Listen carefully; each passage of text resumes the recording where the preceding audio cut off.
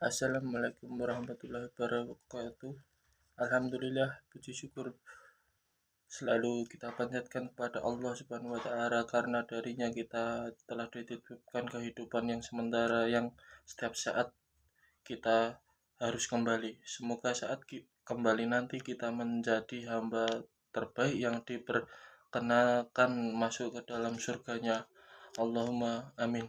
Shalawat serta salam senantiasa kita haturkan kepada junjungan kita Nabi Muhammad SAW, teladan yang terbaik, yang darinya kita mengharapkan syafaatnya di hari akhir nanti. Saat kita sangat mengetahui bahwa hidup ini adalah titipan sementara, bagaimana kita menjadi bangga dan besar kepala sementara kita berbuat semena-mena hingga terjerumus ke dalam pergaulan bebas tanpa peduli dengan seruan-seruan dalam Al-Quran. Tidak hanya bercampurnya interaksi antara lawan jenis yang belum muhrimnya, namun juga kehidupan yang berfoya-foya membuat kaum muslimin jauh dari agama sebagai pedoman hidup. Bahayanya pergaulan bebas ini tidak hanya terjadi pada diri sendiri, melainkan juga orang lain yang tidak melakukan tindak hanya hamil di luar nikah, namun pergaulan bebas juga membuat kita bisa terjerumus ke dalam penggunaan obat-obatan terlarang, dan juga penyakit kelamin dan penyakit HIV/AIDS yang menjadi sangat meningkat hingga menjadi masa depan generasi muda Islam yang sangat suram. Saudaraku yang dirahmati Allah Subhanahu wa Ta'ala, Allah Subhanahu wa Ta'ala berfirman dalam surat Al-Isra ayat 32 bahwa zina merupakan perbuatan yang sangat buruk. Karena itu kita dilarang keras untuk mendekati zina. Dalam firman-Nya, Allah Subhanahu wa Ta'ala juga menegaskan melaknat perbuatan zina dalam perbuatan yang mendekatkan diri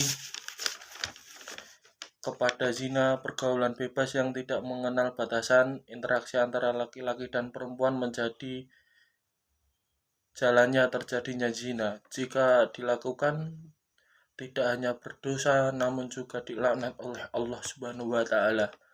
Untuk menjauhi pergaulan bebas, kita senantiasa mendekatkan diri dengan taat dan patuh kepada perintah Allah Subhanahu wa Ta'ala menjadi kunci paling mendasar bagaimana wanita harus menjaga diri dengan berpakaian dan berhijab untuk menutupi auratnya sehingga terjaga dari perbuatan dan kehormatannya dari pandangan laki-laki. Sementara laki-laki harus menjaga pandangannya dan lebih memperdalam hukum-hukum zina di dalam Al-Quran dan hadis yang sahih sehingga terhindar dari perbuatan zina jika sudah mengetahui hukum-hukumnya. Namun taat kepada firman Allah Subhanahu wa Ta'ala saja tidak cukup untuk menjaga diri dari terjerumusnya dalam pergaulan bebas. Sebagaimana manusia yang hidup dalam sebuah negara, tentu kita menginginkan campur tangan negara untuk melindungi generasi muda dari maraknya pergaulan bebas dengan memberantas pornografi, menghilangkan penjualan alat seks komersial, hingga meniadakan tempat-tempat hiburan yang menjadi awal mula sekaligus pusat pergaulan bebas. Semoga kaum muslimin dapat menjaga kesuciannya dan terhindar dari pergaulan bebas yang bisa merusak generasi bangsa dan akan menjadi orang-orang yang membawa bangsa Indonesia menuju generasi emas. Jika ada tutur kata yang kurang pantas atau kurang berkenan dari apa yang saya sampaikan, saya pribadi memohon maaf sebesar-besarnya. Wabillahi taufik wal hidayah. Wassalamualaikum warahmatullahi wabarakatuh.